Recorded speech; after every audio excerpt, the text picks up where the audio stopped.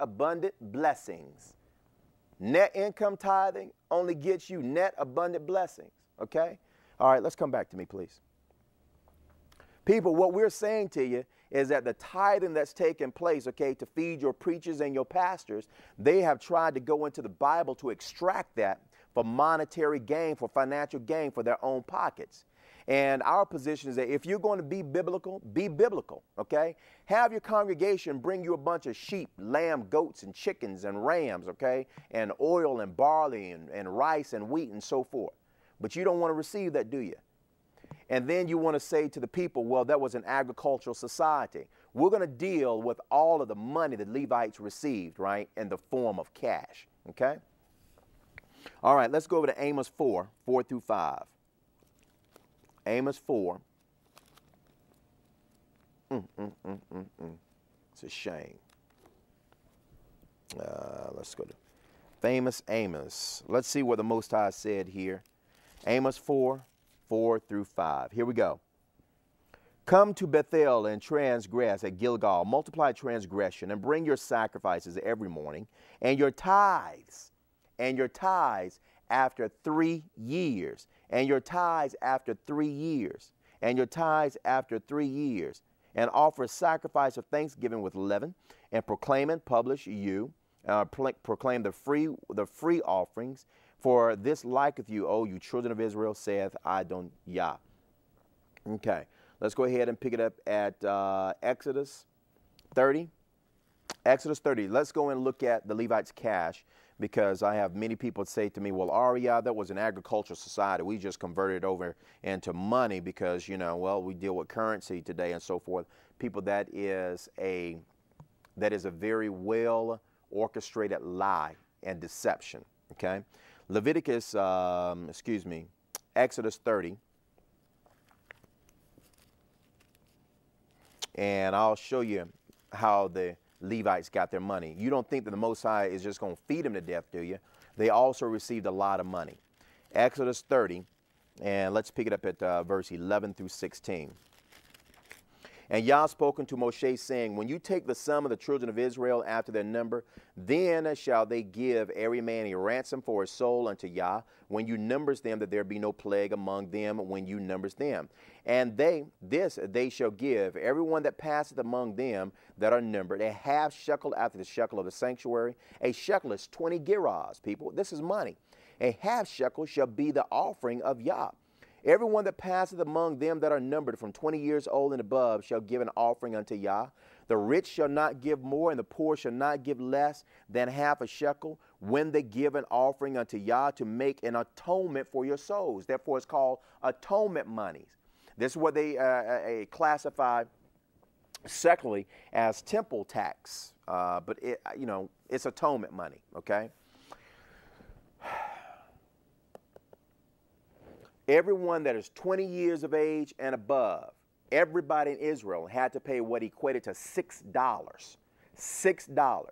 So if you're talking about 2 million people, let's just say conservatively, 1 million people 20 years of age and above. You're talking about $6 million that came in annually that would be dispersed amongst the Levites and the priests. Money never came in the form of tithing. Only food came in the form of tithing, people. And you shall take the atonement money, the children of Israel, and shall appoint it for the service of the tabernacle of the congregation, that it may be a memorial to the children of Israel before Yah, to make an atonement for your souls. Let's go into Numbers 18, 14 through 16. Numbers 18, 14 through 16. Numbers 18, 14 through 16, it says, everything devoted in Israel shall be yours, everything that openeth the matrix and all flesh, which they bring unto Yah, whether it be of men or beasts, shall be yours. Nevertheless, the firstborn of man shall you surely redeem, and the first thing of unclean beasts shall you surely redeem.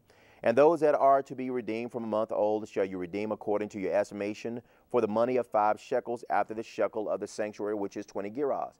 People, this is called redemption money. This is redemption money. Thus far, we have 2 actual revenue channels that was established for the priests, and not one of those revenue channels involved tithes. The Most High says, I'm going to give the Levites I'm going to give the the priests and the Levites cities. I'm going to instruct the clothes that they should wear. I'm going to give them food, okay? And then I'm going to give them money, all right? Whenever someone, gets ready to lose a job or trying to find a job, right, the very first thing that comes out of their mouth is how I'm going to feed my family, okay? How am I going to eat, okay? I need some bread, things of that nature, all right? And so the very first reward or compensation that the Most High gave to his priests was in the form of food.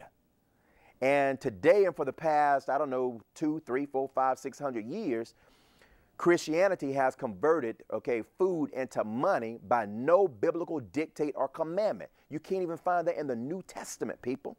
And we're going to visit that to validate it. Okay. Let's go ahead and pick it up at Leviticus 5.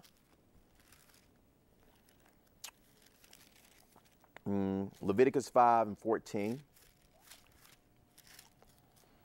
And Yah spoke unto Moshe, saying, if a soul commit a trespass and sin through ignorance in the holy things of Yah, then he shall bring for his trespass unto Yah a ram without blemish out of the flocks with the estimation, by shekels of silver after the shekel of the sanctuary for a trespass offering. So now the priest receives, let's just say conservatively, $6 million a year. Okay, $6 million a year in what they call atonement monies or temple taxes. Then you had a redemption monies, okay, X amount of monies, okay, on a weekly, bi-weekly, monthly, quarterly, annual basis. And then you have trespass monies that's also given unto the priests and the Levites. Let's see what else they have. And number 16, well, let's go to Leviticus chapter 6. Leviticus chapter 6, verse 1, and Yah spoke unto Moshe, saying, if a soul sins and commit a trespass against Yah and lie unto his neighbor in that which was delivered to him or his fellowship, or in a thing taken away by violence, or has deceived his neighbor, or have found that which was lost and lie concerning it, or swear falsely in any of all these that a man does, sinning therein, then it shall be, because he has sinned and is guilty, that he shall restore that which he has taken violently away, or the thing which he has deceitfully gotten, or that which was delivered to him to keep, or the lost thing which he found. I'm going to pick it up at verse 5. Or all that about which he has sworn falsely, he shall even restore it in the principal, and shall add the fifth part thereto, and give it unto him to whom it appertaineth in the day of his trespass offering. And he shall bring his trespass offering unto Yah, a ram without blemish out of the flock with your estimation, for a trespass offering unto the priest. And the priest shall make an atonement for him before Yah, and it shall be given him for anything of all that he has done in trespassing therein. Atonement monies, redemption monies, okay? You have trespass monies, okay? The free will offerings that we saw earlier, that went to the tabernacle. That went to the development and the stabilization of the temple. The priest didn't receive that money, okay? Notice what happened. Remember, Yah said, okay, the stranger that comes near shall be put to death. Let's go over to the book of Numbers, chapter 6. This is the priesthood that the Most High established before the Messiah came on the scene. And we are just as anxious as you are to see if any of these precepts changed from the Messianic or into the Messianic system. Number 16, and I'll pick it up at verse 1. Now Korah, the son of Ishar, the son of Kohath, the son of Levi, and Dathan and Abiram, the sons of Eliab, and On, the son of Peleth, the sons of Reuben, took men, and they rose up before Moshe with certain of the children of Israel, 250 princes of the assembly, famous in the congregation, men of renown. And they gathered themselves together against Moses and against Aaron, and said unto them, you take too much upon you, seeing all the congregation are holy, every one of them, and Yah is among them. Wherefore then lift you up yourselves above the congregation of Yah. And when Moshe heard it, he fell upon his face, because he knows what's about to take place. You got people who are not priests sticking their hands. They want to stick their hands in priestly functions now. Notice what Moses says in verse 8. And Moses said unto Korah, hear I pray you, you sons of Levi.